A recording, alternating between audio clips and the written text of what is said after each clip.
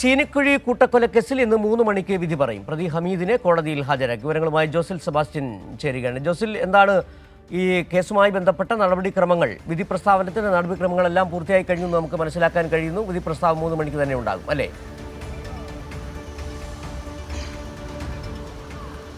സിജു, തീർച്ചയായിട്ടും ഇന്ന് ഉച്ചകഴിഞ്ഞ് 3 മണിക്കാണ് കേസ് കോടതി വീണ്ടും പരിഗണിക്കുന്നത്. തീർച്ചയായും വലിയ ഉയർന്ന രീതിയിലുള്ള വിധി തന്നെ ഈ കാര്യത്തിൽ ഉണ്ടാകും എന്നാണ് നമ്മളെല്ലാവരും പ്രതീക്ഷിക്കുന്നത്. അത്രയേറെ ക്രൂരമായ ഒരു കൊലപാതകമാണ് പിതാവ് എന്ന് പറയുന്ന ഈ ഹമീദ്, ആലിയക്കുന്നെ ഹമീദ് നടത്തിയത്. 2022 മാർച്ച് 19 നാടിനെ നടുക്കിയ ഈ കൊലപാതകം ഉണ്ടായത് നമുക്കറിയാം. പുലർച്ചയോടുകൂടി ഈ വീട്ടിനുള്ളിൽ കിടന്നുറങ്ങിയിരുന്ന മകനെയും ഭാര്യയെയും 16ഉം 13ഉം വയസ്സുള്ള പേരക്കുട്ടികളെയുമാണ് അതിക്രൂരമായി ഹമീദ് എന്ന് പറയുന്ന 76 വയസ്സുകാരൻ കൊലപ്പെടുത്തിയത്.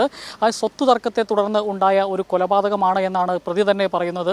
അതിക്രൂരമായിട്ട്, അതായത് ഈ വീട്ടിനുള്ളിലേക്ക് പെട്രോൾ നിറച്ച കുപ്പി വലിച്ചെറിഞ്ഞ് തീ കൊളുത്തുമ്പോൾ ഒരു രീതിയിലും അവർ രക്ഷപ്പെടാതിരിക്കാൻ വേണ്ടി ടാങ്കിനുള്ളിലെ വെള്ളം വരെ ചോർത്തിക്കളഞ്ഞതിന് ശേഷമാണ് ഈ കൃത്യം. അത് അത്രയേറെ ആസൂത്രണം നടത്തിയാണ് മകനെയും ഭാര്യയെയും 2 പെൺമക്കളെയും അതിക്രൂരമായി ഈ പിതാവ് കൊലപ്പെടുത്തിയത് എന്നുള്ളതാണ്.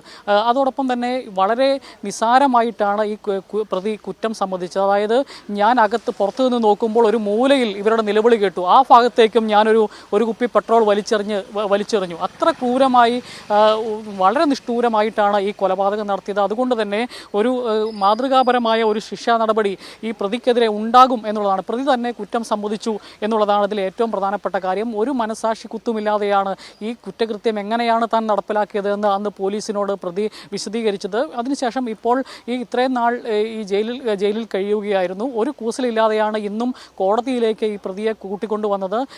വളരെ കൂളായി തിരിച്ച് ഇപ്പോൾ മുട്ടം ജയിലിലേക്ക് തന്നെ അദ്ദേഹം നടന്നു പോവുകയും ചെയ്തിട്ടുണ്ട്. ഏറ്റവും ക്രൂരമായ ഒരു കൊലപാതകമാണ് ഇതുമായി ബന്ധപ്പെട്ട് നടത്തിയെന്നറിയാം. ഏതായാലും പ്രോസിക്യൂഷൻ വളരെ ഉത്തരവാദിത്വത്തോട് തന്നെ കേസ് നടത്തിയിട്ടുണ്ട്. 71 സാക്ഷികളെയും ആണ് ഈ കേസുമായി ബന്ധപ്പെട്ട് പ്രോസിക്യൂഷൻ വിശദീകരിച്ചത്. പ്രോസിക്യൂഷന് വേണ്ടി എം സുനിൽ മഹേശ്വരൻ പിള്ളയാണ് ഹാജരായിട്ടുള്ളത്. പ്രധാനമായിട്ടും ഇന്ന് കോടതി കേസ് പരിഗണിക്കുന്നത് തൊടുപുഴ മുട്ടം 1ാം അഡീഷണൽ സെഷൻസ് കോടതി ജഡ്ജ് ആഷ് കെ ബാലാണ് ഇന്ന് 3 മണിക്ക് ഈ കേസിൽ വിധി പറയുന്നത്. സിജു.